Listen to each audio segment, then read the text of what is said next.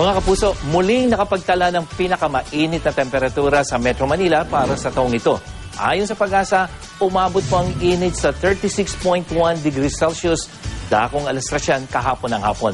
Ngayong araw may mahihinang ulan ang maranasan sa Kamaynilaan base naman sa datos na nakalap ng Weather Central. Pero di po nito mapapawi ang alinsangan na panahon na pwedeng umabot sa 39 degrees Celsius yung mararamdaman nating init sa alas 2 ng hapon. At gabi po, alas 6, 37 degrees Celsius pa yung init factor. Sa datos pa rin ng Weather Central, magpapatuloy yung isolated rain showers o di kaya thunderstorms dito po sa Luzon, lalong-lalo na sa dakong hapon. Gayon din sa Visayas na kung saan magkakaroon ng mga pagulan, dito po sa eastern section katulad sa Catbalogan at Tacloban hanggang sa central part, Cebu, Tagbilaran at Dumaguete. Ang malaking bahagi ng Mindanao, lalo ang katimugang bahagi, magkakaroon pa rin ng mahihinang pagulan. Epekto po yan ng trough of a low pressure area ayon sa Pag-asa.